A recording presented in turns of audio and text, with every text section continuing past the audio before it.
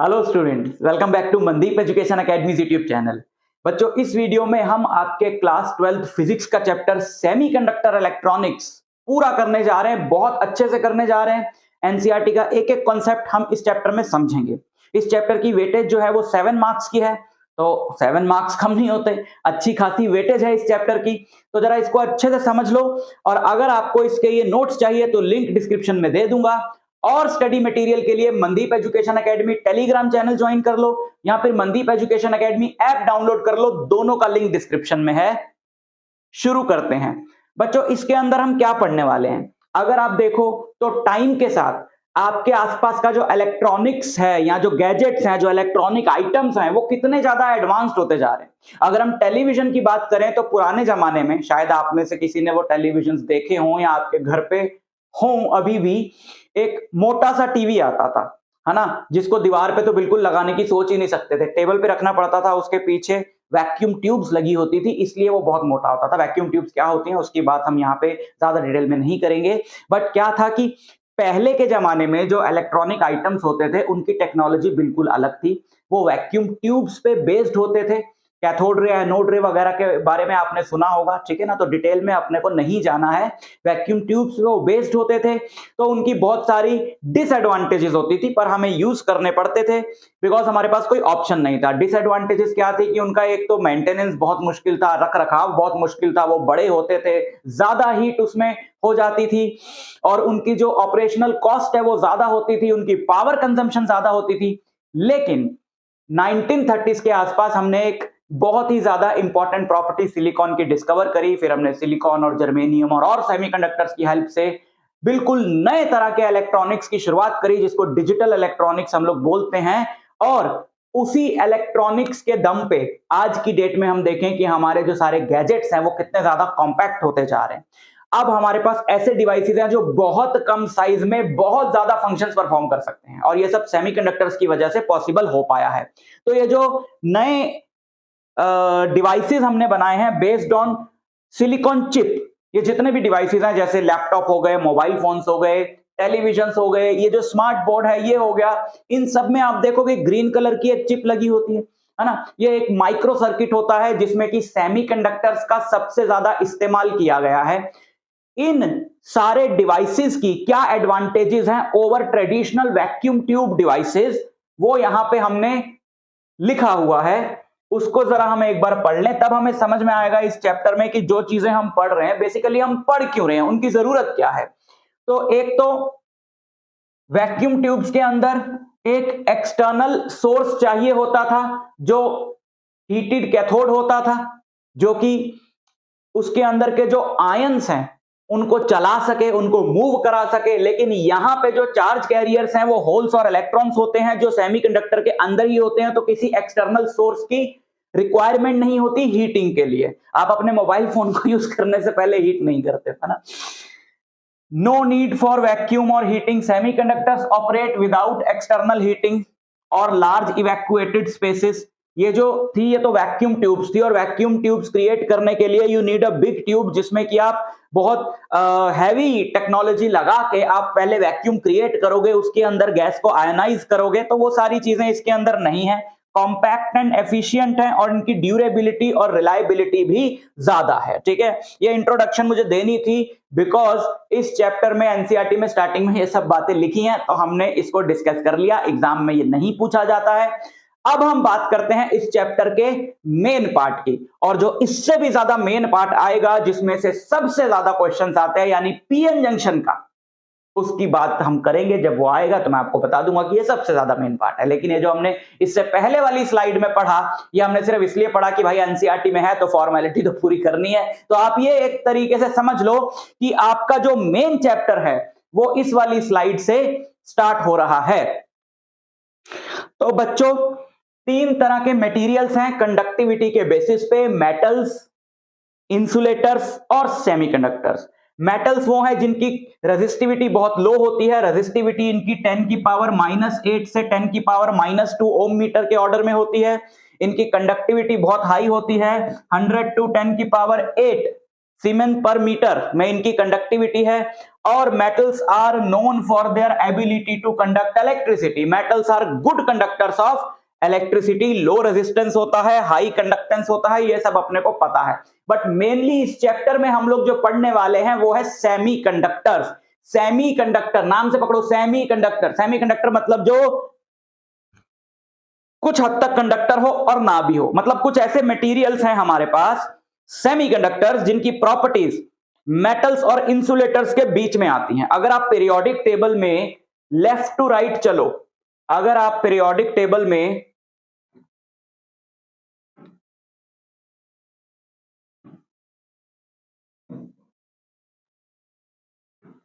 एक periodic table में left to right चलो तो आपको पता है कि इस तरफ वाले एक्सट्रीम लेफ्ट वाले मेटल्स हैं और एक्सट्रीम राइट वाले नॉन मेटल्स हैं।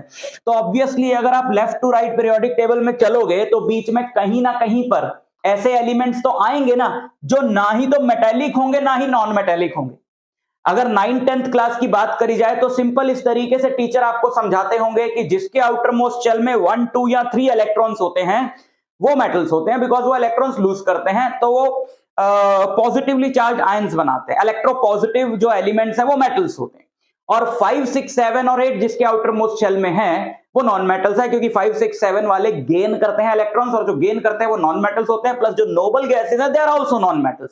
अब बचे जिनके आउटर मोस्ट शेल में 4 हैं। अब ये कौन से ग्रुप में लाई करते हैं पीरियोडिक टेबल के? ये 14th ग्रुप में लाई करते हैं, यानी कि ये वाला जो ग्रुप है इसमें भी कार्बन जो है वो नॉन मेटल है। आप जानते हो anomalous behaviour of first member of a group, आपने ये पढ़ा होगा केमिस्ट्री में कि जो सबसे पहला मेंबर होता है वो उसका साइज बहुत छोटा होता है तो उसकी प्रॉपर्टीज जो है वो बाकी मेंबर से अलग होती हैं। तो यहां पर वो कार्बन है तो कार्बन नॉन मेटल है। लेकिन सिलिकॉन, जर्मेनियम ये टिपिकल सेमीकंडक्टर्स हैं, इनकी बात होगी मेनली इस चैप्टर के अंदर। ये वो एलिमेंट्स हैं जिनके आउटर मोस्ट शेल में 4 इलेक्ट्रॉन्स हैं। ये बेचारे फिर करे क्या? ना तो 4 लूज करते हैं ना 4 गेन करते हैं, ना ही तो ये पूरी तरह से मेटल्स हैं ना ही पूरी तरह से नॉन मेटल्स हैं। So they are metalloids, so they are semiconductors, ठीक है ना। तो अगर मेटल्स कंडक्टर है, नॉन मेटल्स इंसुलेटर है, तो ऑब्वियसली जो मेटलॉइड्स हैं उनको हमको क्या बोलना चाहिए? उन्हें हमें बोलना चाहिए सेमीकंडक्टर्स। और ये जो सेमीकंडक्टर्स हैं ये एब्सोल्यूट जीरो पे सारे नॉन मेटल्स हैं। ये इंसुलेटर्स की तरह बिहेव करते हैं, कंडक्ट नहीं करते हैं, बट जैसे जैसे टेम्परेचर बढ़ता है और बढ़ते बढ़ते रूम टेम्परेचर तक आता है इनकी कंडक्टिविटी बढ़ने लगती है और अच्छी खासी हो जाती है। सो दे आर सेमीकंडक्टर्स। इनकी रेजिस्टिविटी है 10⁻⁻5 से 10⁻⁶ ओम मीटर। इनकी कंडक्टिविटी की रेंज यहां पे दी हुई है। Semiconductors have conductivity levels between metals and insulators. This unique property makes them essential in modern electronics types. जो सेमीकंडक्टर्स हैं वो एक तो एलिमेंटल सेमीकंडक्टर्स हो सकते हैं, जिसकी हमने अभी बात करी कि एलिमेंट्स में जो सेमीकंडक्टर्स हैं, for example silicon and germanium. ये कंपाउंड्स में भी हो सकते हैं। बहुत सारे कंपाउंड्स ऐसे हैं जो सेमीकंडक्टर हैं, उसमें से इनऑर्गेनिक कंपाउंड्स हैं जैसे कैडमियम सल्फाइड, गैलियम आर्सेनाइड, इसका एग्जांपल तो 3rd चैप्टर में भी पढ़ा था। ऑर्गेनिक कंपाउंड्स हो सकते हैं जैसे एंथ्रेसीन हो गया, ऑर्गेनिक पॉलीमर्स हो सकते हैं। ये यहां पे लिखा हुआ है, एनसीईआरटी में एग्जांपल्स हैं, इनको लर्न कर लेना, ठीक है। और इंसुलेटर्स के बारे में आप जानते हो, इंसुलेटर्स जो हमारे नॉन मेटल्स हैं, इंसुलेटर जैसे रबर हो गया, प्लास्टिक हो गया, ग्लास हो गया, इनकी बहुत हाई रेजिस्टिविटी है 10⁻11 से 10⁻19 ओम मीटर, और इनकी कंडक्टिविटी बहुत पुअर है जिसकी यहां पे रेंज लिखी हुई है, ठीक। Energy band theory of solids बच्चों अब करने वाले हैं हम बहुत ही ज्यादा इंपॉर्टेंट बात। देखो ये चैप्टर ऐसा है, जैसे जैसे इस चैप्टर में हम लोग आगे बढ़ेंगे टॉपिक्स और ज्यादा इंपॉर्टेंट होते जाएंगे। शुरू के उतने इंपॉर्टेंट नहीं है, आगे वाले और इंपॉर्टेंट है, उससे आगे वाले और इंपॉर्टेंट है, उससे आगे वाले और इंपॉर्टेंट है, और फिर एंड वाले सबसे इंपॉर्टेंट है।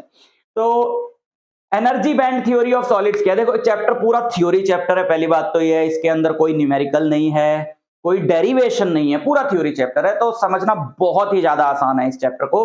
सो एनर्जी बैंड थ्योरी क्या है सॉलिड्स की एनर्जी बैंड थ्योरी ये कहती है, पहले तो आप ये समझो कि जो भी आपको केमिस्ट्री में प्रॉपर्टीज पढ़ाई गई हैं, जैसे आपको आयनाइजेशन एनर्जी पढ़ाई है कि amount of energy required to remove an electron from outermost shell of an atom, तो वहां पे जो वैल्यू आपको आयनाइजेशन एनर्जीज की दी होती थी वो ये मान के दी होती थी कि जो एटम है वो बिल्कुल आइसोलेटेड है, आसपास उसके कोई और एटम्स नहीं है। लेकिन ये तो गैसेस के केस में ही ट्रू है। सॉलिड्स को भी वेपराइज करके उनके एटम्स की आयनाइजेशन एनर्जी निकाली गई और वहां पर वो वैल्यूज दी गई हैं आपके केमिस्ट्री की बुक में। लेकिन सॉलिड्स जो एक्चुअल में सॉलिड्स हैं उसमें तो एटम्स बहुत टाइटली पैक्ड है। अब इतना टाइटली पैक होने से होता क्या है कि इनकी जो आउटर मोस्ट शेल्स हैं वो घुस जाती हैं एक दूसरे के अंदर, है ना। एटम की कोई फिक्स्ड बाउंड्री तो होती नहीं है। तो क्या होगा कि जैसे सेमीकंडक्टर की अगर हम लोग बात करें, मैं सिलिकॉन की इलेक्ट्रॉनिक कॉन्फ़िगरेशन यहां पे लिखता हूं। सिलिकॉन का एटॉमिक नंबर है 14। सिलिकॉन की इलेक्ट्रॉनिक कॉन्फ़िगरेशन है 1s2 2s2 2p6 3s2। ये कितने हो गए टोटल? 2 और 2 4 और 6 10 और 2 12 और 3p2। इनमें से ये वाली जो शेल्स हैं, ये पहली शेल हो गई, ये दूसरी शेल हो गई और ये तीसरी शेल हो गई। तो जो पहली और दूसरी शेल्स हैं वो तो हर एक एटम की अपनी इंडिविजुअल रहेंगी, लेकिन जो सबकी थर्ड शेल है वो एक दूसरे में घुस जाएगी। कोई फिक्स्ड बाउंड्री तो है नहीं एटम की। तो अगर आप एटम को, सिलिकॉन का एक क्रिस्टल सोचो, आप सिलिकॉन का क्रिस्टल सोचो जिसके अंदर एटम ऐसे ठुसे हुए पैक्ड है, तो क्या होगा कि जो आउटर मोस्ट शेल्स के इलेक्ट्रॉन्स हैं वो इस तरीके से मिक्सअप हो जाएंगे।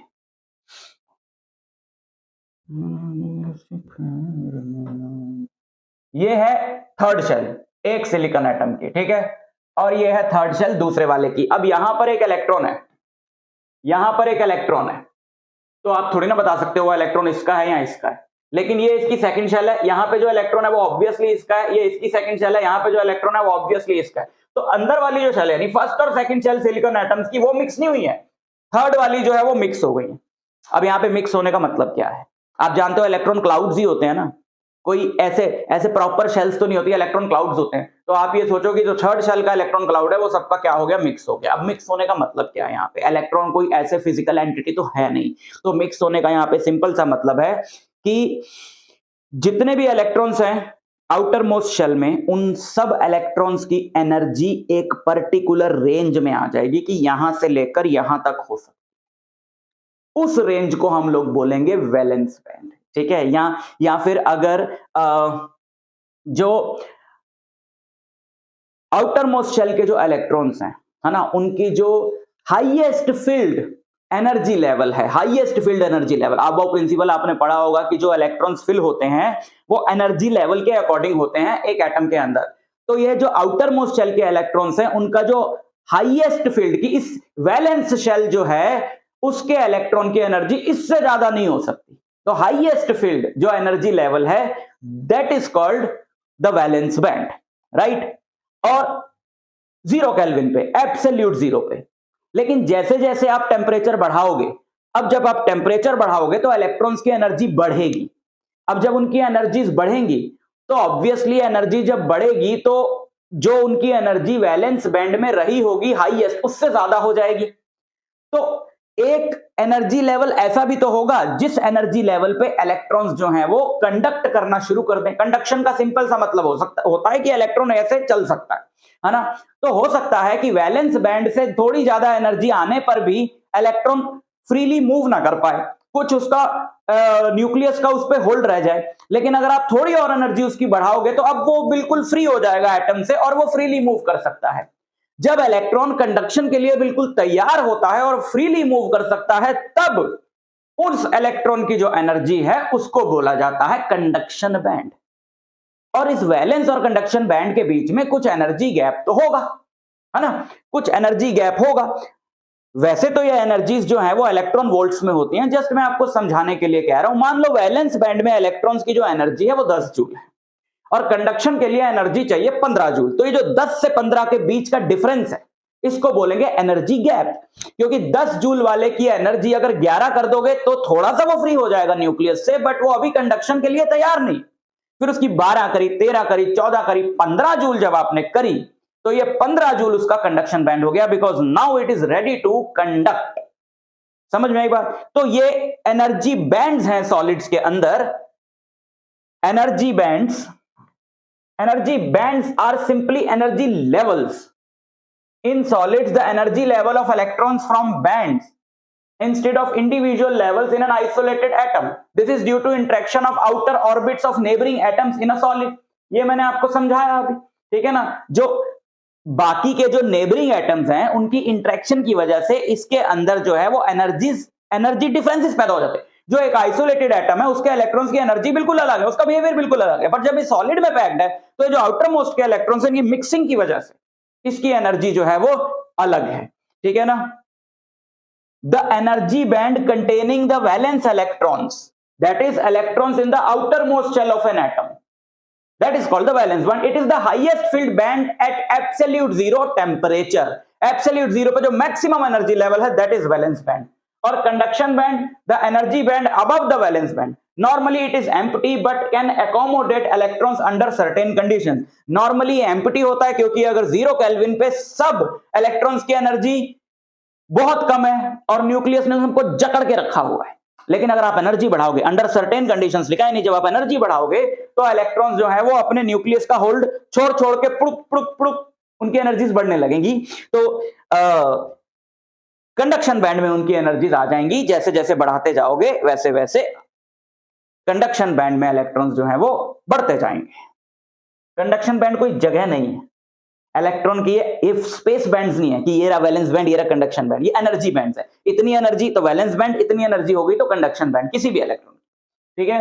So on the basis of valence band and conduction band हमने बैंड थ्योरी ऑफ सॉलिड्स ये बनाई है, जिसके बेसिस पे हम कंडक्टर, इंसुलेटर और सेमीकंडक्टर का एनर्जी लेवल डायग्राम बनाते हैं। हम सबसे पहले बात करते हैं इंसुलेटर की। बच्चों इंसुलेटर में ये रहा वैलेंस बैंड, ये रहा कंडक्शन बैंड। वैलेंस और कंडक्शन बैंड के बीच में एनर्जी गैप है बहुत ज्यादा, मोर देन 3 इलेक्ट्रॉन वोल्ट। जैसे प्लास्टिक है, रबर है, ग्लास है, तो ये एनर्जी गैप है इतना ज्यादा। अब इस एनर्जी गैप को फुलफिल किया जा सकता है कि क्यों नहीं किया जा सकता, मतलब इनफाइनाइट थोड़ी है ना, है तो फाइनाइट ही ना। तो इस एनर्जी गैप को फुलफिल, आपको क्लियरली दिख रहे हैं ये डायग्राम्स, एक मिनट, ये ठीक है। तो फुलफिल क्यों नहीं किया जा सकता। लेकिन जैसे प्लास्टिक है, आप बोलो कि भैया प्लास्टिक के भी हम जो वैलेंस बैंड के इलेक्ट्रॉन्स हैं उनकी इतनी एनर्जी दे देंगे कि वो कंडक्शन बैंड में आ जाएंगे, मतलब कंडक्ट करने लगेंगे। लेकिन इतनी एनर्जी के लिए आप प्लास्टिक को हीट कर दोगे तो वो बेचारा मेल्ट ही होना शुरू हो जाएगा। ये एनर्जी जब उसको तुम दोगे, जो उसके इलेक्ट्रॉन्स हैं, कि उनकी उन इलेक्ट्रॉन्स की एनर्जी कंडक्शन बैंड के बराबर हो जाए, हीट करोगे किसी तरीके से तो दोगे, सबसे आसान तरीका हीट करके देना। लेकिन उससे कम हीट पे, जितनी उसको हीट चाहिए कि उसके वैलेंस बैंड के इलेक्ट्रॉन्स कंडक्शन बैंड में आ जाए, उससे कम हीट पे तो मेल्ट ही कर जाएगा। तो ऐसा नहीं है कि इंसुलेटर्स को यूज नहीं किया जा सकता है एज अ कंडक्टर्स, लेकिन यूज करने से पहले ही उनकी प्रॉपर्टीज जो है वो बिल्कुल खराब हो जाएंगी, खत्म हो जाएंगी। जो हमें चाहिए एज अ कंडक्टर, हम सिर्फ ये थोड़ी देखते हैं कि हमारा जो मटेरियल है वो अच्छे से कंडक्ट करे। भैया अच्छे से कंडक्ट भी करे, उस टेम्परेचर पे ज्यादा हीट भी ना हो, सॉलिड भी होना चाहिए, है ना। तो वो सारी प्रॉपर्टीज मेटल्स में है क्योंकि उनकी कंडक्टिविटी लो है। तो इनके इंसुलेटर्स में जो बैंड गैप है वो बहुत ज्यादा है, ठीक है। वही बैंड गैप कंडक्टर्स में है ही नहीं। मतलब कंडक्टर किसी भी टेम्परेचर पे कंडक्टर है, क्योंकि कुछ पार्ट ऐसा है वैलेंस और कंडक्शन बैंड का, यानी ये वाला जो ओवरलैप्ड है, मतलब ये वाले जो इलेक्ट्रॉन्स हैं। मैं देखो आपको एक एग्जांपल देता हूं, जस्ट मोटा मोटा, गलत एग्जांपल है लेकिन बात समझ में आ जाएगी। ये वाला जो हमारा लेवल है वो 10 जूल है, जूल में नहीं होती है वैल्यूज, पहले बता रहा हूं जस्ट समझाने के लिए। और ये 15 जूल, ठीक है। यहां ये बोल दें कि 95 जूल है, सपोज 95 ज्यादा हो जाएगा, सपोज ये 25 जूल है, ठीक है। तो 10 से 25 जूल, 15 जूल का एनर्जी गैप है, जिसको फुलफिल करना मुश्किल है क्योंकि 10 जूल और एनर्जी देने पर ही ये मेल्ट करने लगेगा, सपोज, ठीक है। तो इसको हम नॉर्मल कंडीशंस में यूज नहीं कर सकते एज अ कंडक्टर। लेकिन यहां पे मान लो जो हमारा 10 जूल तक का जो हमारा है वैलेंस बैंड का एनर्जी लेवल, लेकिन 8 जूल से शुरू हो जाता है कंडक्शन बैंड का एनर्जी लेवल। तो 8 से 10 जूल के जो इलेक्ट्रॉन्स हैं जिनकी एनर्जी 8 से 10 जूल है, वो तो कंडक्शन के लिए पहले से रेडी है ना। तो इसलिए इलेक्ट्रॉन्स जो है वो कंडक्शन के लिए तैयार होते हैं एक मेटल के अंदर। जस्ट वो कहते हैं भैया हमें डायरेक्शन दे दो, हमें डायरेक्शन दे दो, हम रेडी हैं, हम चल पड़ेंगे। तो हम सिर्फ एक बैटरी लगा के अगर उन्हें डायरेक्शन दे दे, भैया ये जो एनर्जी है, हीट एनर्जी, हम कह रहे हैं कि हीट एनर्जी दो, इलेक्ट्रॉन्स जो है उनकी एनर्जी बढ़ने लगेगी। तो हीट जो है वो एनर्जी देती है, डायरेक्शन तो नहीं देती है ना इलेक्ट्रॉन्स को। इसलिए ये नहीं कि अभी कॉपर वायर है कि आप बोलो कि उसके अंदर के तो इलेक्ट्रॉन्स जो है वो रेडी हैं, तो कंडक्ट कर क्यों नहीं रहे। कंडक्ट इसलिए नहीं कर रहे क्योंकि उनके पास डायरेक्शन नहीं। तो बैटरी लगा के उनको डायरेक्शन दे दो तो वो एक डायरेक्शन में चल पड़ेंगे, ठीक है। तो इनके वैलेंस और कंडक्शन बैंड जो है वो ओवरलैप्ड होते हैं। और फिर तीसरा आता है सेमीकंडक्टर, जिसके वैलेंस और कंडक्शन बैंड जो है वो उनमें गैप कम है। फॉर एग्जांपल ये 10 जूल ले लो और ये 15 जूल ले लो, इतने गैप को थोड़ा सा हीट करने पर रूम टेम्परेचर तक लाते लाते इतने बैंड गैप को फिल किया जा सकता है। तो हम ये बोलते हैं, बुक्स में भी ऐसा लिखा है कि जब इनका टेम्परेचर बढ़ता है और रूम टेम्परेचर तक आता है, बहुत सारे इलेक्ट्रॉन्स वैलेंस बैंड छोड़ के कंडक्शन बैंड में जा चुके होते हैं, वो कहीं जाते नहीं है। उनकी मतलब इसका मतलब है कि उनकी एनर्जी बढ़ गई। पहले उनकी एनर्जी कम थी, वो कंडक्ट नहीं कर सकते थे, अब उनकी एनर्जी बढ़ गई, अब वो कंडक्ट कर सकते हैं। अब उनकी एनर्जी उतनी हो गई है जितनी कंडक्शन के लिए चाहिए होती है, समझ गए। तो इसका एनर्जी गैप है ग्रेटर देन 3 इलेक्ट्रॉन वोल्ट, यहां पे एनर्जी गैप है लेस देन 3 इलेक्ट्रॉन वोल्ट, यहां पे एनर्जी गैप तो है ही नहीं, जीरो, क्योंकि गैप ही नहीं, ठीक। तो ये बैंड थ्योरी ऑफ सॉलिड्स है, बैंड डायग्राम से, एनर्जी बैंड डायग्राम से बहुत ही ज्यादा इंपॉर्टेंट। सेमीकंडक्टर्स होते हैं बच्चों दो टाइप के। एक है intrinsic semiconductor. Intrinsic semiconductors, N intrinsic semiconductor is a pure semiconductor without any significant impurities. It is made up of a single type of element और कंपाउंड। क्या मतलब है, हम कह रहे हैं कि सिलिकॉन जो है वो सेमीकंडक्टर है और वो कंडक्ट करेगा और हमारी हेल्प करेगा। हमने बहुत सारे इलेक्ट्रॉनिक डिवाइसेस उससे बना लिए हैं या हम बनाएंगे, जैसे लैपटॉप हो गया, लैपटॉप में चिप है, पेन ड्राइव के अंदर चिप है, या आपकी स्मार्ट वॉच के अंदर चिप है, एंड सो ऑन। लेकिन एक किसी भी चीज को कंडक्ट करने के लिए चाहिए किसी भी चीज को कंडक्ट करने के लिए चाहिए इलेक्ट्रॉन्स, फ्री इलेक्ट्रॉन्स, इलेक्ट्रॉन्स नहीं, फ्री इलेक्ट्रॉन्स। अब सिलिकॉन टेट्रावैलेंट है, टेट्रावैलेंट मतलब उसकी वैलेंसी 4 है। अगर आप सिलिकॉन का स्ट्रक्चर देखो तो आप यहां पे देख सकते हो कि ये सिलिकॉन है जिसके आउटर मोस्ट शेल में 4 इलेक्ट्रॉन्स हैं, तो वो बाकी के अपने आसपास वाले नेबरिंग सिलिकॉन एटम्स के साथ वो 4 इलेक्ट्रॉन्स पेयर कर लेता है और कोवेलेंट बॉन्ड्स बना लेता है। ये सिलिकॉन है, ये इसके 4 इलेक्ट्रॉन्स हैं। यहां पे नेबरिंग सिलिकॉन है, यहां पे नेबरिंग सिलिकॉन है, यहां पे है, इसके भी 4 होंगे तो एक यहां आ गया, एक यहां होगा, एक यहां होगा, एक यहां होगा, इसके भी 4 होंगे, एक यहां आ गया, एक यहां आ गया, एक यहां आ गया, इसके भी 4 होंगे, एक यहां आ गया, यहां आ गया, यहां आ गया। तो ये वाले के देखो 8 कंप्लीट हो गए। ऐसे ये भी अपने नेबरिंग से 8 कंप्लीट कर लेगा, ये भी। तो क्या होगा कि इसके पास जितने भी अवेलेबल इलेक्ट्रॉन्स हैं, सारे के सारे इलेक्ट्रॉन्स तो बॉन्ड में चले गए, बॉन्ड में यूज हो, फ्री इलेक्ट्रॉन तो बचा नहीं। तो कंडक्टिविटी के लिए तो अपने को फ्री इलेक्ट्रॉन चाहिए ना, तो फ्री इलेक्ट्रॉन तो यहां बचा नहीं, इसलिए इसकी कंडक्टिविटी लो है। अगर आपको इसकी कंडक्टिविटी बढ़ानी है तो इसे हीट करो ताकि ये बॉन्ड्स ब्रेक हो, इलेक्ट्रॉन्स रिलीज हो। इलेक्ट्रॉन्स रिलीज होंगे, फ्री इलेक्ट्रॉन्स आएंगे, तब कंडक्टिविटी बढ़ेगी। तो प्योर सिलिकॉन जो है, इसको जैसे जैसे तुम इसका टेम्परेचर बढ़ाते हो इसकी कंडक्टिविटी बढ़ती है। पर ये तो बहुत गलत बात है भैया, कब तक टेम्परेचर बढ़ाएंगे, अपने को कोई और जुगाड़ लगाना पड़ेगा। ऐसे तो मेरे को कोई भी डिवाइस यूज करना, मुझे हीट करना पड़ेगा पहले, और हीट करूंगा तो अच्छे से चलेगा, नहीं करूंगा तो नहीं चलेगा। पर ऐसा नहीं होना चाहिए, है ना। और ऐसा होता भी नहीं, हम जानते हैं हमको कौन सा हीट करना पड़ता है अपने मोबाइल फोन को। तो क्या होता है कि हम प्योर सिलिकॉन को यूज ही नहीं करते क्योंकि उसकी कंडक्टिविटी लो है ना। फ्री इलेक्ट्रॉन्स, अगर तुम हीट करके बहुत सारे फ्री इलेक्ट्रॉन्स जो है वो ले भी लोगे, लेकिन हमें ये पता है कि जितने ज्यादा फ्री इलेक्ट्रॉन्स होंगे कंडक्टिविटी उतनी ज्यादा होगी। तो कोई और जुगाड़ लगाया जाए ना जिससे ज्यादा से ज्यादा फ्री इलेक्ट्रॉन्स और आए। तो ये तो है इस तरह का जो सेमीकंडक्टर ना, जिसमें जो बिल्कुल प्योर सेमीकंडक्टर है, जिसमें कोई मिलावट नहीं है, ये इंट्रिंसिक सेमीकंडक्टर है, पर इसकी कंडक्टिविटी बहुत पुअर होती है और टेम्परेचर डिपेंडेंट होती है, ठीक है। So the electrical conductivity is solely due to the movement of electrons and holes created by thermal excitation. Hole क्या होता है बच्चों, यहाँ पे होल एक बहुत इंपॉर्टेंट टर्म है। जैसे ही जब आप इसको हीट करोगे तो सपोज ये वाला जो इलेक्ट्रॉन है ये निकल गया क्योंकि ये वाला बॉन्ड ब्रेक हो गया, तो हम ऐसा मानते हैं कि जहां पे इलेक्ट्रॉन निकला वहां पर एक होल क्रिएट हो जाएगा। होल मतलब वैसे तो छेद होता है होल का मतलब, लेकिन यहां पे हम होल को एक पॉजिटिवली चार्ज्ड पार्टिकल की तरह ट्रीट करने वाले हैं। कैसे?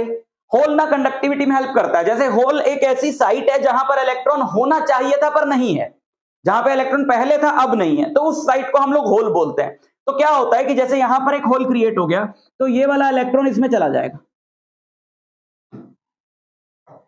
ये वाला इलेक्ट्रॉन इसमें चला जाएगा, ये वाला इलेक्ट्रॉन इसमें जाएगा तो यहां होल क्रिएट हो जाएगा, तो ये वाला इलेक्ट्रॉन इसमें चला जाएगा, तो यहां होल क्रिएट हो जाएगा, तो ये वाला इलेक्ट्रॉन इसमें चला जाएगा।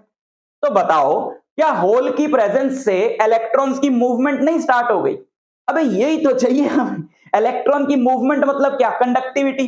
तो इलेक्ट्रॉन्स जो हैं उनकी मूवमेंट जो भी बढ़ा है वो कंडक्टिविटी में पार्टिसिपेट कर रहा है। तो क्लियरली एक होल के पैदा होने से कंडक्टिविटी बढ़ी और इलेक्ट्रॉन उसकी तरफ खींच रहा है। तो एक होल होता तो नहीं है, पर एक होल बिहेव करता है जैसे कि एक पॉजिटिवली चार्ज पार्टिकल हो। तो पॉजिटिवली चार्ज पार्टिकल तो चलेगा भी। तो क्या होल चल रहा है? बिल्कुल चल रहा है। अगर यहां पे होल क्रिएट हुआ और इस इलेक्ट्रॉन ने इस होल को भर दिया तो यहां होल नहीं क्रिएट हो जाएगा। तो हम अगर बोलें कि इलेक्ट्रॉन यहां से वहां गया, हम ये भी तो बोल सकते हैं कि होल यहां से यहां आया। तो होल इलेक्ट्रॉन्स को अट्रैक्ट कर रहा है, होल की वजह से कंडक्टिविटी बढ़ रही है, होल जो है वो चल भी रहा है। तो क्यों ना हम उसको एक पॉजिटिवली चार्ज पार्टिकल माने, तो हम उसको मानते हैं। ठीक है, और प्रॉपर्टीज की बात करते हैं इंट्रिंसिक सेमीकंडक्टर्स की। At absolute zero it behaves like an insulator, as temperature increases its conductivity increases. Silicon and germanium are common examples typically used in pure form. The number of electrons negative charge carriers, electrons और क्या negatively charge carrier, is equal to the number of holes, मतलब positive charge carriers. Number density of electrons को हम लोग represent करेंगे Ne से। Number density of electrons मतलब number of electrons जो फ्री है ना, जो कंडक्टिविटी के लिए अवेलेबल है, पर यूनिट वॉल्यूम Ne से। और होल की जो कॉन्सेंट्रेशन है उसको हम पर यूनिट वॉल्यूम NH से डिनोट करेंगे, number of holes per unit volume. तो जो एक इंट्रिंसिक सेमीकंडक्टर, इसमें हमेशा number of electrons number of holes बराबर रहते हैं। क्यों? क्योंकि जब आप देखोगे कि एक बॉन्ड ब्रेक हो रहा है तो एक बॉन्ड ब्रेक होने से इलेक्ट्रॉन रिलीज होगा, लेकिन अगर एक इलेक्ट्रॉन रिलीज होगा तो वहां पे होल भी तो क्रिएट होगा। तो जितने ज्यादा इलेक्ट्रॉन्स रिलीज हो रहे हैं उतने ज्यादा होल्स क्रिएट हो रहे हैं। तो जो number of electron number of holes की जो वैल्यू है वो बराबर रहेगी, है ना, per unit volume density, particle density. ठीक है, तो ये याद रखना। बट हमारा कुछ फायदा नहीं हुआ इससे, तो हमने डोपिंग करनी शुरू करी। डोपिंग मतलब मिलावट। मिलावट करके जो सेमीकंडक्टर्स बनते हैं उन्हें बोला जाता है extrinsic semiconductor. Extrinsic semiconductors are semiconductors that have been intentionally doped with impurities to modify their electrical properties। बच्चों, सिलिकॉन जो है या जर्मेनियम जो है वो 14th ग्रुप का मेंबर है। अब हमने उसमें एक दूसरा इंप्यूरिटी एटम किसी और एलिमेंट का डोप करना है, मिला देना है, ताकि एक नए तरह का स्ट्रक्चर क्रिएट हो सके। उससे हमारा फायदा क्या होगा अभी मैं बताता हूं। लेकिन अगर जो हम मिलाने जा रहे हैं उसके अंदर इंप्यूरिटी एटम, उसका साइज बहुत ज्यादा अलग होगा सिलिकॉन से, तो फिर तो वो उसको एक्सेप्ट ही नहीं करेगा। तो हम मिलावट कर सकते हैं सिलिकॉन के स्ट्रक्चर में, या तो 13th ग्रुप के किसी मेंबर की या 15th ग्रुप के किसी मेंबर की। अगर हम 15th ग्रुप का कोई एलिमेंट लेकर सिलिकॉन में डोप करते हैं तो जो 15th ग्रुप का एलिमेंट है उसके आउटर मोस्ट शेल में 5 इलेक्ट्रॉन्स होंगे। तो 4 तो वो अपने आसपास वाले सिलिकॉन एटम से बॉन्ड कर लेगा। ये इसने इससे कर लिया, है ना, ये इसका है, ये पास वाले देख लो, ये इसका दूसरा है, ये इसका तीसरा है, और ये इसका चौथा है, और ये इसका 5वां है। ये वाला इस वाले से बॉन्डेड है, ये वाला इस वाले से बॉन्डेड है, ये वाला इस वाले से बॉन्डेड है, ये वाला इस वाले से बॉन्डेड है। ये बच गया, ये फ्री है ना, ये फ्री है। यहां पे लिखा भी हुआ है unbonded free electron donated by pentavalent atom. Penta मतलब 5। ये जो 15th ग्रुप का हमने एलिमेंट लिया ये पेंटावैलेंट ही तो हुआ। तो ये 4 तो अपने आसपास वाले सिलिकॉन एटम्स के साथ बॉन्ड बना लेगा, एक जो है वो फ्री बच जाएगा, एक जो है वो फ्री बच जाएगा, और वो फ्री किसी के साथ बॉन्डेड नहीं है। तो देखो अभी हमने हीट नहीं किया, कुछ नहीं किया, लेकिन हर इंप्यूरिटी एटम अपने साथ एक फ्री इलेक्ट्रॉन लेकर आएगा। हर इंप्यूरिटी एटम अपने साथ एक फ्री इलेक्ट्रॉन लेकर आएगा। अगर आप बहुत कम कॉन्सेंट्रेशन में भी डोप करो, जैसे 10⁻⁷ यानी 1 करोड़ सिलिकॉन एटम्स के सामने एक 15th ग्रुप के एलिमेंट का एटम डोप करो, तो भी 1 मोल अगर सिलिकॉन एटम की बात करें, 1 मोल सिलिकॉन की बात करें, यानी लगभग 10⁻23 सिलिकॉन एटम्स, तो अगर 10⁻⁷ का रेशियो है तो 10⁻23 में 10⁻16 तो इंप्यूरिटी एटम्स होंगे। यानी कि हर इंप्यूरिटी एटम अपने साथ एक इलेक्ट्रॉन ला रहा है, तो 10⁻16 इलेक्ट्रॉन्स तो अपने को पहले से ही मिल जाएंगे ना, बिना हीट करे। समझ रहे हो बात को? तो कंडक्टिविटी सोचो कितनी ज्यादा बढ़ जाएगी, क्योंकि इसमें 10⁻16, रफ फिगर दे रहा हूं, 10⁻16 इसमें पहले से ही ऐसे इलेक्ट्रॉन्स होंगे जो बिल्कुल तैयार हैं कंडक्शन के, है ना। बस उनको थोड़ा सा इनिशिएशन चाहिए, रेडी बैठे हैं बिल्कुल, बैटरी दे देगी उतनी एनर्जी, बैटरी लगाओगे बुर्र, हीट करने की जरूरत है ना। तो ये होता है हमारा मिलावटी सेमीकंडक्टर, एक्सट्रिंसिक सेमीकंडक्टर।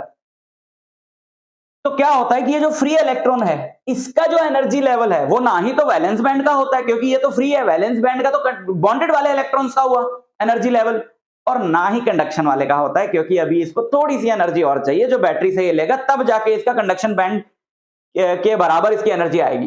तो इसका एक नया एनर्जी लेवल है जिसको बोलते हैं डोनर एनर्जी लेवल, जो कंडक्शन बैंड के हल्का सा नीचे लाई करता है। ये वाली लाइन देख रहे हो आप, ईडी मतलब डोनर लेवल की एनर्जी। ये वाले जो एटम्स है, क्योंकि इलेक्ट्रॉन डोनेट कर रहे हैं तो इनको बोला जाता है डोनर एटम्स, तो इनके लेवल को बोला जाता है donor energy level. Donor energy level की जो एनर्जी है वो कंडक्शन बैंड से 0.01 इलेक्ट्रॉन वोल्ट कम होती है, यानी थोड़ी सी कम होती है। बैटरी कहती है ले भाई ले, एनर्जी बढ़ा और चल पड़ा। ठीक है, समझ में आया। दूसरा पी टाइप सेमीकंडक्टर होता है। पी टाइप सेमीकंडक्टर वो होता है जिसमें हम 13th ग्रुप का कोई एटम डोप करते हैं। अब 13th ग्रुप का एटम डोप करने से क्या होगा, 13th ग्रुप का एटम डोप करने से एक आपको होल मिलेगा, है ना। 13th ग्रुप का एटम डोप करने से क्या होगा, आपको एक होल मिलेगा। जैसे 13th ग्रुप में है एल्यूमिनियम, अब एल्यूमिनियम अपने साथ लाएगा 3 इलेक्ट्रॉन्स।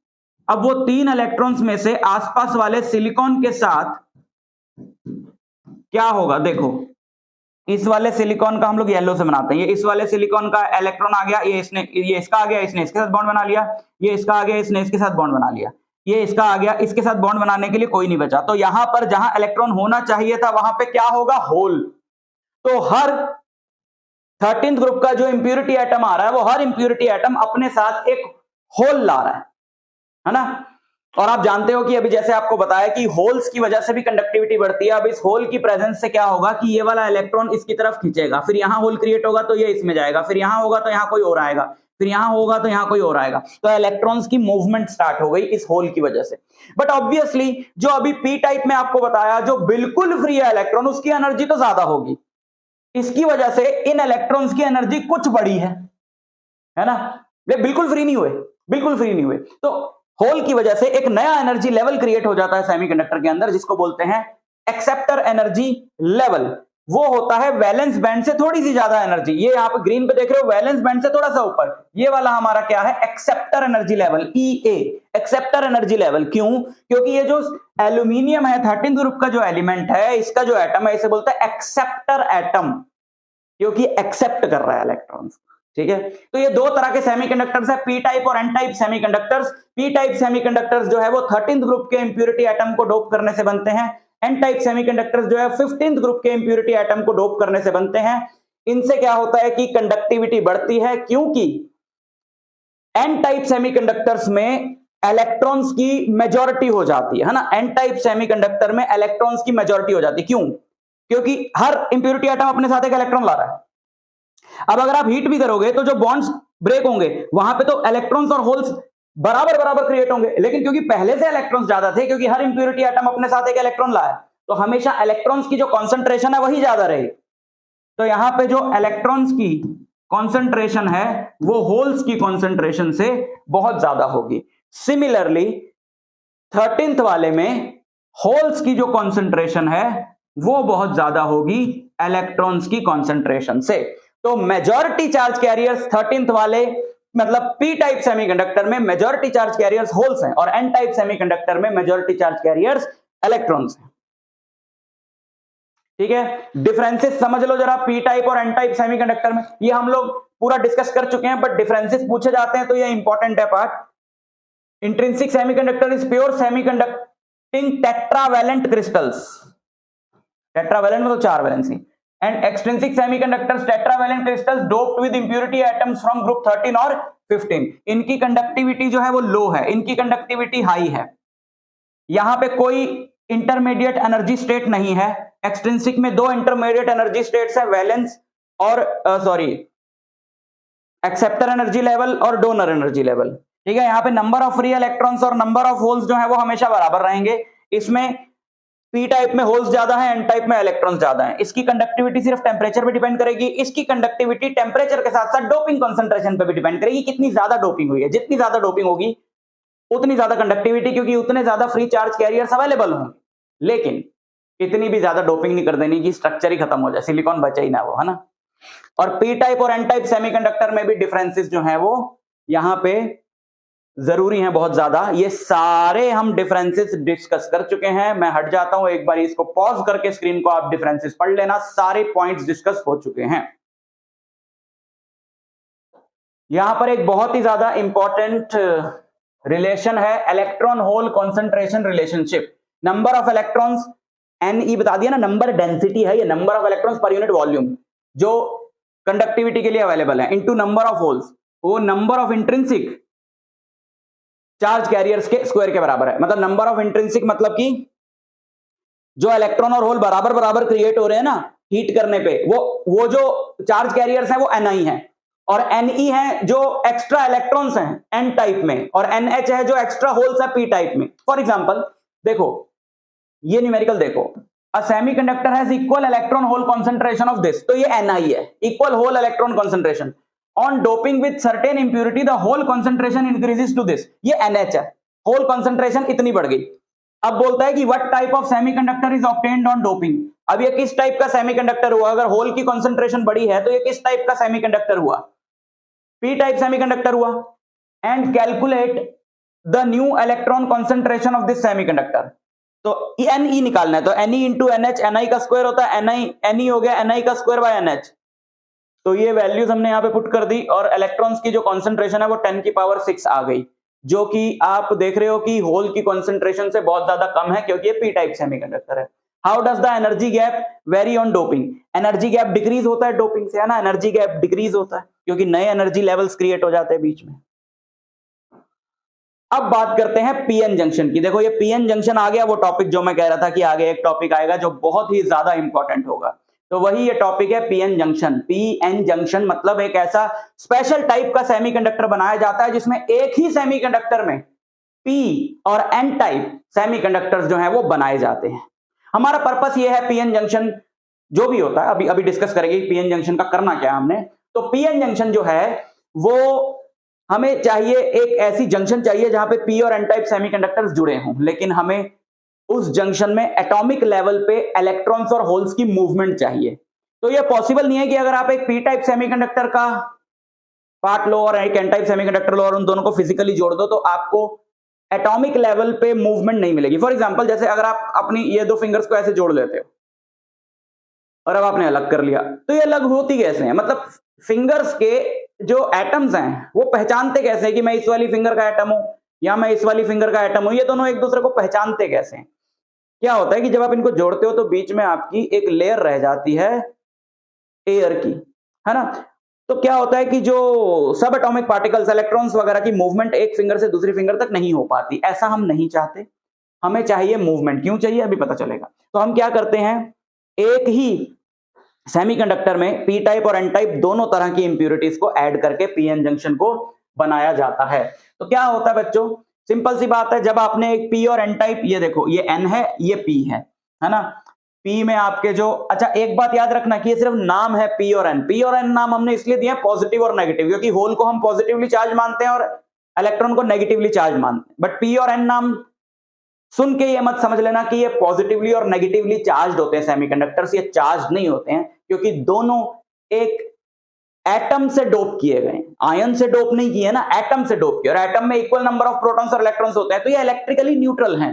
तो ये पी टाइप है, ये एन टाइप है। अब पी और एन टाइप सेमीकंडक्टर्स जब जोड़ दिए जाएंगे और इस तरीके से जोड़ दिए जाएंगे कि एटॉमिक लेवल पे भी मूवमेंट जो है वो पॉसिबल हो, तो यार क्या होगा सोचो। बहुत ही ज्यादा सिंपल सी बात है कि अगर इनको हमने जोड़ दिया, यहां पे ये P है और ये N है, तो यहां पे क्या है, होल्स हैं, पूरे में है, बट ऑब्वियसली यहां पर भी होंगे, हर जगह होंगे, है ना। और यहां पे इलेक्ट्रॉन्स हैं, यहां पे ऐसे इंप्यूरिटी एटम्स हैं जिनमें होल्स हैं, यहां पे ऐसे इंप्यूरिटी एटम्स हैं जिनके पास एक्स्ट्रा इलेक्ट्रॉन्स हैं, तो वो इलेक्ट्रॉन्स इन होल्स की तरफ अट्रैक्ट होंगे, है ना।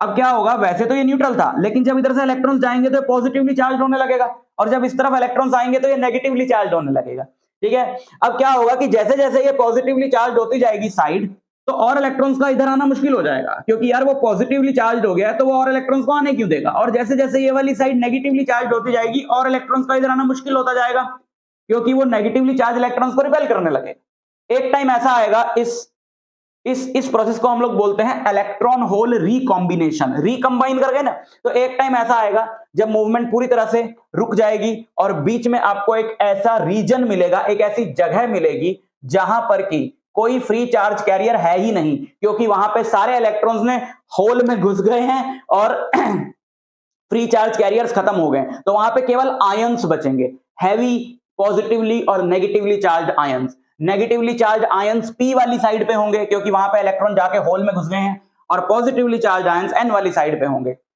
तो अब आप ऐसा इमेजिन कर सकते हो कि ऐसा लग रहा है कि जैसे एक इमेजिनरी बैटरी यहां पे लग गई है जिसका पॉजिटिव टर्मिनल n की तरफ और नेगेटिव टर्मिनल p की तरफ है। बिकॉज जब ही तो वो अगर इधर वाला फेज नेगेटिवली चार्ज हो गया तो मान सकते हैं ना कि वहां पे एक बैटरी का नेगेटिव टर्मिनल और इसको मान सकते हैं पॉजिटिव टर्मिनल है, और एक पोटेंशियल का डिफरेंस क्रिएट हो गया p और n में। वो पोटेंशियल डिफरेंस की वजह से और चार्ज कैरियर्स उधर नहीं जा पा रहे। एक तो इस वाली लेयर को बोलते हैं डिप्लीशन लेयर या डिप्लीशन रीजन या डिप्लीशन जोन, और यहां पे जो फिक्शियस इमेजिनरी पोटेंशियल का डिफरेंस क्रिएट हो गया इसे बोलते हैं बैरियर पोटेंशियल, क्योंकि ये एक बैरियर की तरह काम कर रहा है जो और इलेक्ट्रॉन्स और होल्स को आपस में कंबाइन नहीं होने दे रहा। तो इसको बोलते हैं बैरियर पोटेंशियल, और इसकी वजह से ऑब्वियसली एक इलेक्ट्रिक फील्ड भी चालू होगी ना, जिसको बोलेंगे बैरियर फील्ड। ये electric field positive to negative, electric field positive to negative, इसको क्या बोलेंगे? Barrier field. समझ में आया? पीएन जंक्शन का काम क्या है अभी बताएंगे, पहले सुन तो लो इसके अंदर हो क्या रहा है। पीएन जंक्शन का सिंबल रहता है ये, पी के लिए आप ट्रायंगल बनाओगे, एन के लिए डंडा बनाओगे, ठीक है। तो ये हमारी पीएन जंक्शन है। पीएन जंक्शन का काम क्या है? पीएन जंक्शन को आप बायस करोगे। बायसिंग मतलब कि इसको बैटरी से कनेक्ट करना।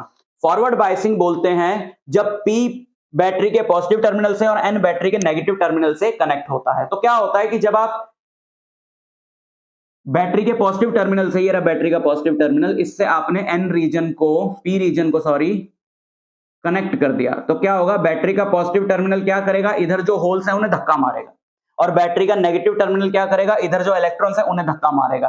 तो ये ऐसे पास आएंगे, है ना, पास आएंगे। तो और रिकॉम्बिनेशन पॉसिबल है अब, जो पहले नहीं हो रही थी, क्योंकि यहां पर एक बैरियर लग गया था। अगर मैं सिलिकॉन की बात करूं तो जो बैरियर पोटेंशियल है वो 0.7 वोल्ट का होता है। सिलिकॉन की बात करूं तो बैरियर पोटेंशियल 0.7 वोल्ट का होता है। और बैरियर फील्ड कितनी होगी? इलेक्ट्रिक फील्ड होती है potential difference by distance, potential gradient का आपने फॉर्मूला पढ़ा है। तो 0.7 डिवाइडेड बाय डिप्लीशन जोन की विड्थ जो है वो 10⁻⁻6 के आसपास होती है, यानी 1 माइक्रोमीटर। यार जो पोटेंशियल डिफरेंस है डिप्लीशन जोन के जो दोनों एंड्स है उनके बीच में ही है ना। तो अगर आप इलेक्ट्रिक फील्ड निकालोगे तो दिस विल बी 7 × 10⁵ वोल्ट पर मीटर। इतनी बैरियर इलेक्ट्रिक फील्ड जो है वो इसके अंदर लगी हुई है। तो 0.7 वोल्ट का जो पोटेंशियल है वो इनको कंबाइन होने से रोक रहा है। तो अगर आप 0.7 वोल्ट से ज्यादा पोटेंशियल यहां पे अप्लाई कर दो तो फिर इनको कंबाइन होने से कौन रोकेगा? फिर तो कंबाइन हो ही जाएंगे, है ना। तो अगर आप यहां पे 0.7 से ज्यादा वोल्टेज दे दो तो कॉम्बिनेशंस जो हैं वो होती ही रहेंगी, यानी फ्रीली इलेक्ट्रॉन्स और होल्स जो है वो मूव करेंगे, क्योंकि इनका बैरियर ही टूट गया। जो पोटेंशियल इनको रोक रहा था 0.7 उनको रोक रहा है, यहां पे आपने लगा दिया 2 वोल्ट। तो कौन जीतेगा भाई? 2 वोल्ट वाला जीतेगा। वो कंबाइन हो ही नहीं पाएंगे, कंबाइन होते ये तोड़ देगा। तो फ्रीली जो है वो चार्ज पार्टिकल्स मूव करेंगे। ये होती है फॉरवर्ड बायसिंग। इसमें क्या होता है? डिप्लीशन रीजन की जो विड्थ है वो डिक्रीज हो जाती है। डिप्लीशन रीजन की जो विड्थ है वो डिक्रीज हो जाती है ना।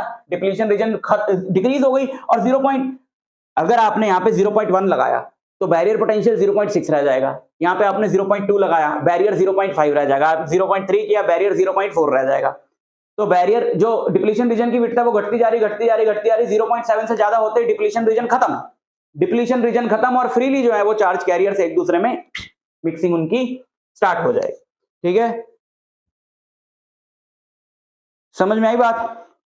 तो इसमें करंट और कंडक्टिविटी जो है वो बढ़ेगी और डायनेमिक रेजिस्टेंस घटेगा। अब ये डायनेमिक रेजिस्टेंस क्या बला है बच्चों? जो पीएन जंक्शन है वो नॉन ओमिक है। नॉन ओमिक मतलब ओम्स लॉ फॉलो नहीं करती है। ओम्स लॉ वो नहीं हो, नॉन ओमिक वो नहीं होते हैं जो V = IR फॉलो नहीं करते। V = IR तो सारे ही फॉलो करते हैं। नॉन ओमिक वो होते हैं जिसमें V और I प्रोपोर्शनल नहीं होते, जिसमें V और I प्रोपोर्शनल नहीं होते। यहां पे क्या है कि जैसे जैसे आप पोटेंशियल, जो एक्सटर्नल पोटेंशियल है इसको अगर आप धीरे धीरे बढ़ाओगे 0.1, 0.2, 0.3 तो करंट धीरे धीरे बढ़ेगा, लेकिन 0.7 से पार होते ही जैसे ही आपका एक्सटर्नल ये वाला जो पोटेंशियल है 0.7 से ज्यादा हुआ तो करंट जो है वो अचानक बढ़ेगा। तो अगर आप VI का ग्राफ बनाओगे फॉरवर्ड बायसिंग के लिए तो वो ग्राफ जो है वो ऐसा बनेगा।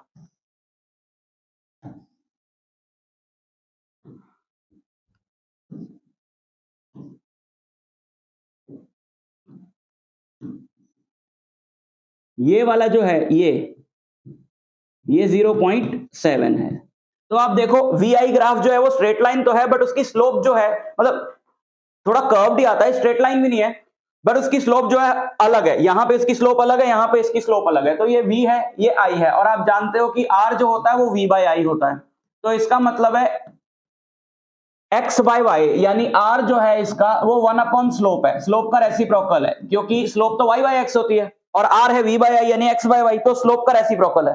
तो जब स्लोप बढ़ेगी तो R घटेगा। तो यहाँ पे स्लोप कम है तो यहाँ R ज्यादा है, यहाँ स्लोप बढ़ गई तो R घट गया, यहाँ R कम हो गया। तो ये तो नॉन ओमिक हुआ ना, V प्रोपोर्शनल टू I तो है नहीं, अलग अलग स्लोप आ रही है। और पहले थोड़ा सा V बढ़ाने पे इतना I बढ़ा, फिर ज्यादा, फिर कम V बढ़ाने पे ज्यादा I बढ़ गया, तो प्रोपोर्शनल नहीं है।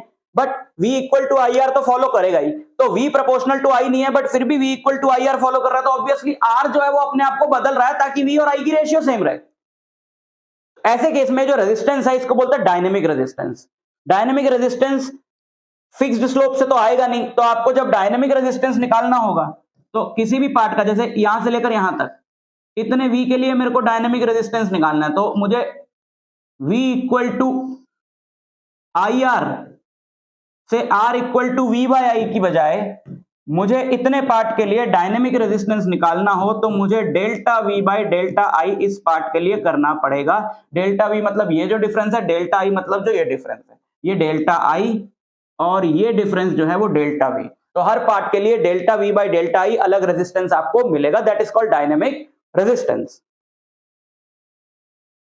रिवर्स बायसिंग में क्या होता है, रिवर्स बायसिंग में आपको P को N से और N को P से कनेक्ट करना है, बट ये तो नुकसान हो जाएगा। अगर आप P को N से कनेक्ट करोगे तो वो तो होल्स को अपनी तरफ खींच लेगा, N को P से कनेक्ट करोगे तो वो इलेक्ट्रॉन्स को अपनी तरफ खींच लेगा। तो जो डिप्लीशन रीजन की विड्थ है तो बढ़ जाएगी, तो मेरा फायदा क्या हुआ इसमें, तो लगातार डिप्लीशन रीजन की विड्थ बढ़ेगी और चार्ज कैरियर्स जो है वो फ्रीली तो मूव कर नहीं पाएंगे, क्योंकि वो फ्रीली तो तभी मूव करेंगे ना जब ऐसे उनकी मिक्सिंग होगी, इधर जाके तो सर्किट कंप्लीट ही नहीं होगा।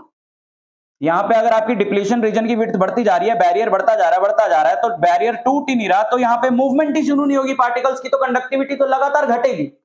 तो इसको बोलते हैं रिवर्स बायसिंग। तो सवाल है कि हम रिवर्स बायसिंग करें क्यों। हम रिवर्स बायसिंग करते हैं माइनॉरिटी चार्ज कैरियर्स के लिए।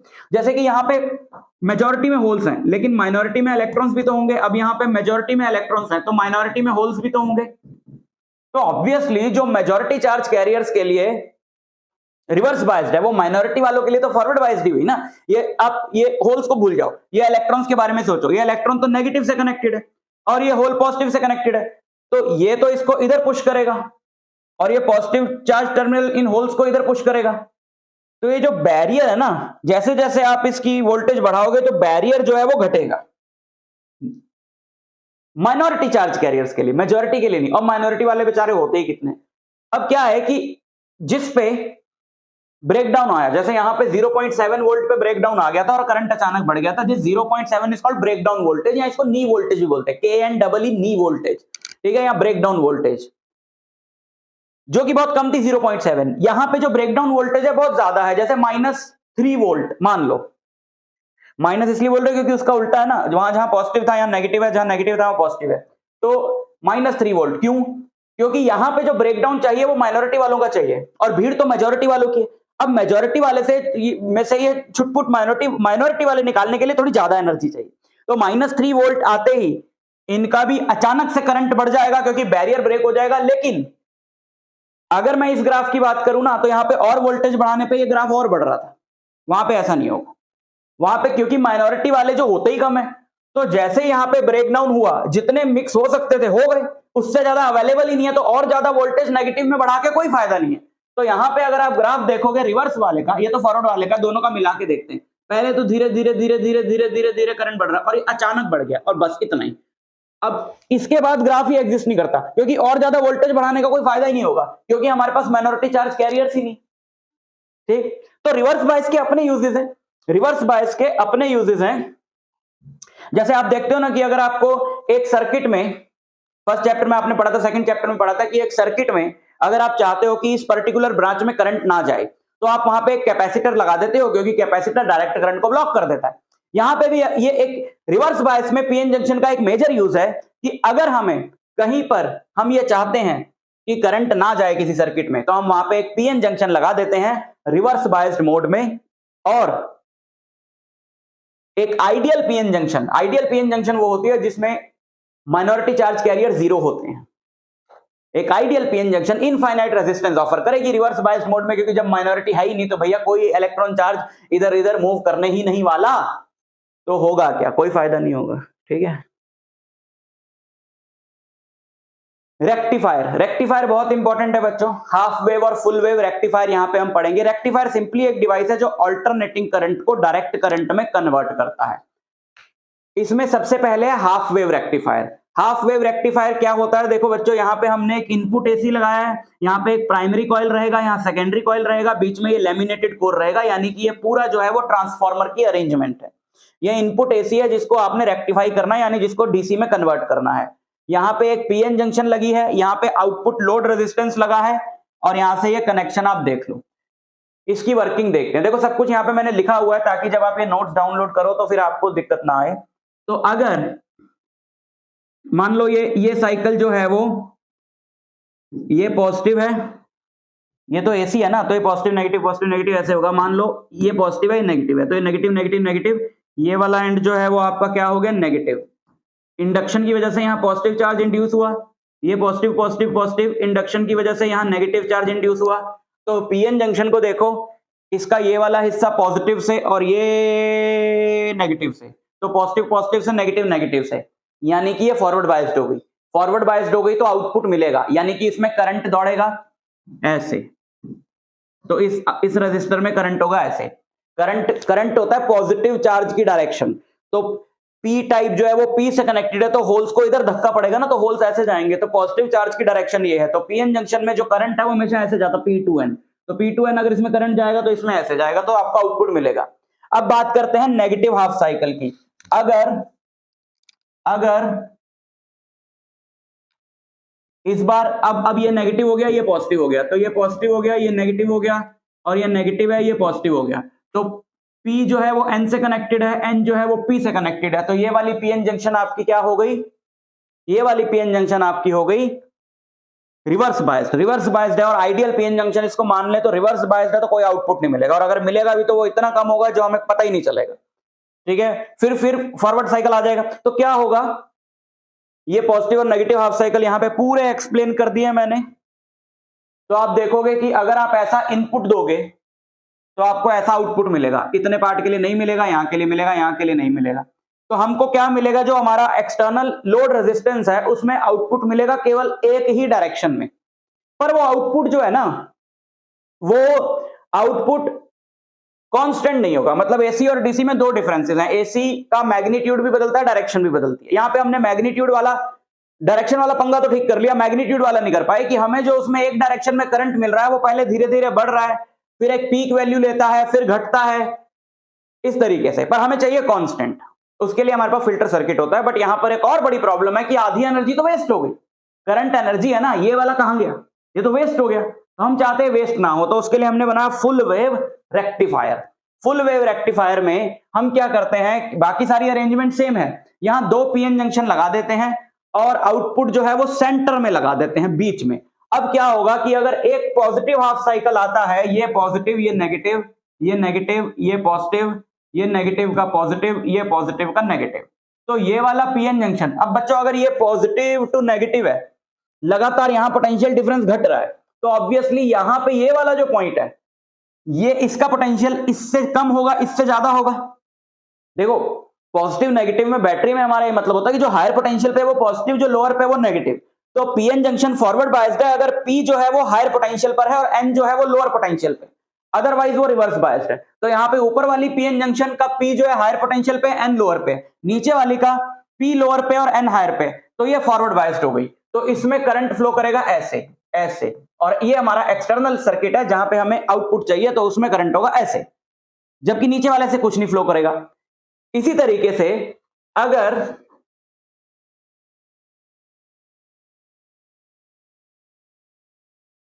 ये साइकिल जब बदल जाएगा तो ये नेगेटिव हो जाएगा, ये पॉजिटिव हो जाएगा, ये पॉजिटिव हो गया, ये नेगेटिव हो गया, ये नेगेटिव का पॉजिटिव हो गया, पॉजिटिव का नेगेटिव हो गया, ये वाली पीएन जंक्शन फॉरवर्ड बायस्ड हो गई, वो रिवर्स बायस्ड हो गई, तो इसमें ऐसे करंट फ्लो करेगा, तो फिर आउटपुट में फिर ऐसे ही मिलेगा, तो हमें लगातार आउटपुट में ए टू बी करंट मिल रहा है, तो ये डीसी हो गया ना। लेकिन डीसी जो है वो मिल तो रहा है सेम डायरेक्शन में, पर यहां पर भी वही प्रॉब्लम है कि ये हमारा, ये सारी वर्किंग यहां लिखी हुई है, ठीक है, ये हमारा आउटपुट जो है हमें मिलेगा ऐसे, ये इनपुट हमने दिया तो हमें आउटपुट जो है वो ऐसे मिलेगा, ठीक है ना।